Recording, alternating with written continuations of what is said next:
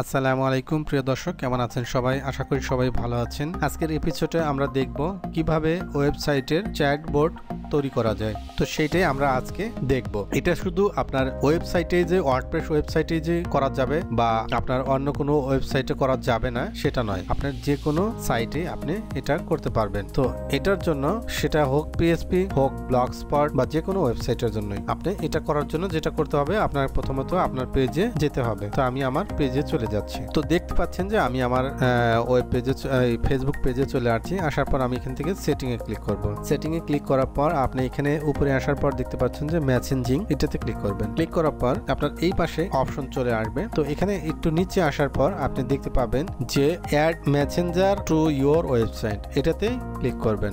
Gate started click করার পর আপনার এইরকম ইন্টারফেস আসবে। আপনি যদি একটু নিচের দিকে আসেন, তো এখানে আসার পর এখানে দেখতে পাচ্ছেন যে নেক্সট দেওয়া আছে, নেক্সটে ক্লিক করবেন। নেক্সটে ক্লিক করার পর অলরেডি আপনার সাইটবোর্ডটা ওপেন হয়ে গেছে। আপনাকে এখানে কিছু সেটিং করে নিতে হবে। প্রথমত আপনাকে এটা ভার্সন চেঞ্জ করে নিতে হবে। আপনি যদি বাংলায় করতে চান বাংলা করতে পারবেন, এখানে বাংলা দেওয়া আছে। আপনি যদি ইংলিশ করতে চান বা হিন্দি করতে চান সেটা এখান থেকে করে নিতে পারবেন। এখানে বাংলা দেখতে পাচ্ছেন, তো আমরা ইংলিশ রাখলাম। এরপর হলো গেটিং এডিট। তো এখানে যে ইটা দেখতে মেসেজটা দেখতে পাচ্ছেন যে এই মেসেজটা আপনার এই যে এখানে দেখতে পাচ্ছেন যে hi how can we help you. তো এখানে আসার পর আপনি এডিটে ক্লিক করবেন। ক্লিক করার পর এখানে থেকে আপনি এই ওয়ার্ড চেঞ্জ করে দিতে পারবেন, দেওয়ার পর এড করে দিবেন। এরপর আপনার এখানে আছে গেস্ট চ্যাট, যে অপশনটা আপনি এখানে দেখতে পাচ্ছেন যে কন্টিনিউ এজ গেস্ট। তো এটা যদি রাখেন সেক্ষেত্রে আপনার এটা মূলত আপনার যদি ই কমার্স কোম্পানি হয়ে থাকে, ওয়েবসাইট হয়ে থাকে, সেক্ষেত্রে আপনি এটার অপশনটা রাখতে পারেন। কারণ আপনার যে কেউ আপনার এখানে চ্যাট করতে পারবে, সেক্ষেত্রে আপনার ফেসবুকের আইডি থাকতে হবে তার কোনো মানে নেই। তো এখানে আর যদি আপনার যে পার্সোনাল প্রতিষ্ঠান হয়ে মানে পার্সোনাল ওয়েবসাইট হয়ে থাকে অথবা আপনার যদি কর্পোরেট অফিস হয়ে থাকে, সেক্ষেত্রে আপনার অবশ্যই এটা রাখবেন না, এটা আপনার অ্যাভয়েড করে যাবেন। তো আমি আপাতত এটাকে অ্যাভয়েড করে যাচ্ছি, এটাতে অফ করে রাখলাম। অফ করে রাখার পর এই ইন্টারফেসটা আছে। তো আমি এটাকে নেক্সটে ক্লিক করব। আমার দ্বিতীয় স্টেপে আসলাম। আসার পর আমি এখান থেকে দেখতে পাচ্ছি যে আমার এই যে কালার আছে, এই কালারগুলো আমি এখান থেকে চেঞ্জ করে দিতে পারবো। তো এখান থেকে আপনারা চাইলে যে কালারটা পছন্দ হয় সেটা রেখে আপনারা এখান থেকে চেঞ্জ করে দিতে পারবেন। তারপরে এটা মানে রাইট সাইডে থাকবে না লেফট সাইডে থাকবে সেটা আপনার ডিপেন্ড করে আপনার কোন ওয়েবসাইটের কোন সাইটে রাখবেন, সেটা আপনি এখান থেকে লেফট রাইট করে রাখতে পারবেন। তারপরে এটা হলো অটোমেটিক্যালি এক্সপ্যান্ড, মানে আপনার ওয়েবসাইট লোড হওয়ার সাথে সাথে এটা উঠে থাকবে। আর যদি আপনি এটাকে অফ করে রাখেন সেক্ষেত্রে আপনার এরকম লোগো থাকবে, যখন এটাকে কাস্টমার ক্লিক করবে তখন এটা ওপেন হবে চ্যাট করার জন্য। তো আমি এইটা রাখলাম, এইভাবে রাখার পর নেক্সটে ক্লিক করলাম। নেক্সটে ক্লিক করার পর আমি এখানে দেখতে পাচ্ছি যে এখানে কোড আসছে। তো এই কোডটাকে আমি আমার ওয়েবসাইটে রাখবো। তো তার আগে এখানে আপনাকে ওয়েবসাইটটার অ্যাড্রেস এখানে দিতে হবে। তো আমি এখানে ওয়েবসাইটের ডোমেইনটা আমি এখানে সাবমিট করছি। তো দেখতে পাচ্ছেন আমি আমার ওয়েবসাইটটাকে দিলাম। তো দেখতে পাচ্ছেন সাকসেসফুলি সেভ হয়ে গেছে। এখন আমাকে যেটা করতে হবে, আমার এই যে কোডটা আছে এই কোডটাকে কপি করলাম। কপি করার পর আমি আমার ওয়েবসাইটে চলে যাবার পর আমি আমার ড্যাশবোর্ডে যাব। এরপর আমি এখান থেকে আসবো হলো অ্যাপিয়ারেন্স থেকে আমি যাব হলো থিম এডিটরে আসলাম। আসার পর এখান থেকে আপনাকে যেটা করতে হবে, আপনাকে থিম ফুটারে যেতে হবে। থিম ফুটারে আসার পর আপনি এখান থেকে আপনাকে যেটা করতে হবে, এই যে বডি ট্যাগ আছে এই বডি ট্যাগের আগে আপনাকে ব্যবহার করতে হবে। তো আমি আমার বডি ট্যাগের আগে আমি এই কোডটাকে আমি এখানে প্লেস করার পর আমি এটাকে সেভ করে দিলাম। তো এখানে দেখতে পাবেন যে ওনারা বলেইছে যে আপনার বডি ট্যাগের ভিতরে রাখতে হবে, ইন্ডিং ট্যাগের আগেই রাখতে হবে।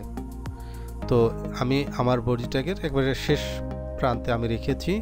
রাখার পর আমি এটাকে সেভ করেছি। যদি আমি এখন এই সাইটটাকে আমি রিলোড করি, আমি যদি দেখতে চাই, সেক্ষেত্রে আপনি দেখতে পাবেন যে আমার এই অপশনটা চলে আসছে। তো দেখতে পাচ্ছেন যে আমার এখানে অলরেডি চলে আসছে। তো আমার এখানে ফাইনালি আমি সাবমিট এখনও করি নাই। তো সাবমিট যদি আমি ফাইনালি করি ফিনিশ, সেক্ষেত্রে আমার চ্যাটবোর্ডটা এখন ডান। ডানে ক্লিক করার পর আমার কাজ কমপ্লিট। এখন আমি যদি একাধিক আমার সাইটেও আমি দিতে চাই এই একই কোড, সেক্ষেত্রেও দিতে পারবো, কোনো সমস্যা নেই।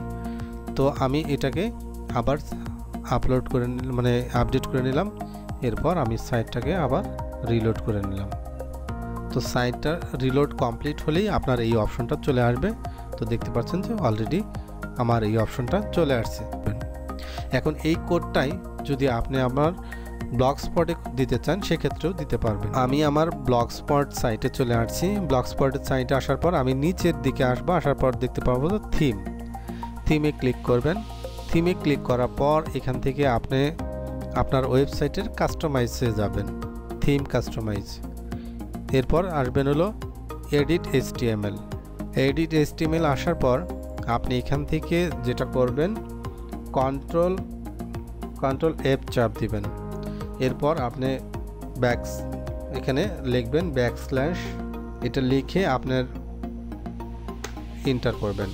এন্টার করলে আপনার যে বডি আছে ব্যাকস্ল্যাশ, এই যে বডি পেয়েছেন, জাস্ট আপনি শুধু এখানে আসার পর আপনাকে এই কোডটা প্লেস করতে হবে। এরপর এটাকে আপনি সেভ করে দিতে হবে। সেভে ক্লিক করবেন, আপনার কোডটা সেভ হয়ে গেছে। তো দেখতে পাচ্ছেন যে আপনার কোডটা সেভ।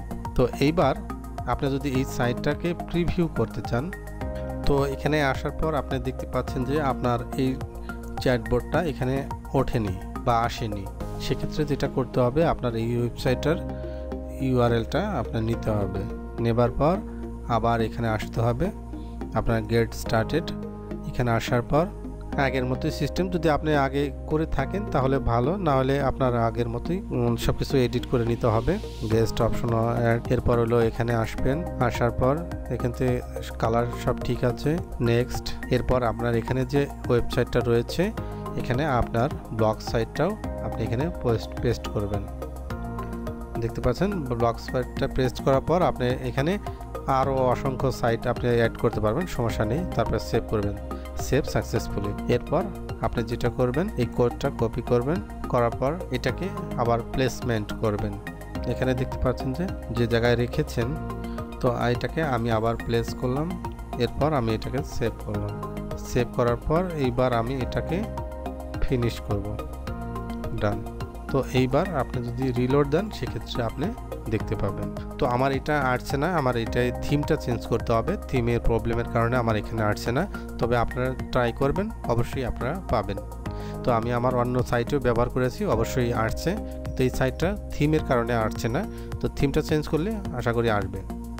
তো আপনারা এইভাবে আপনার চ্যাটবোর্ড, আপনার ওয়েবসাইট এবং ব্লগস্পট অথবা যে কোনো আপনার প্রফেশনাল সাইটে আপনারা আপনার ফেসবুক পেজটা ব্যবহার করতে পারবেন। তো এই ছিল আজকের টিউটোরিয়াল।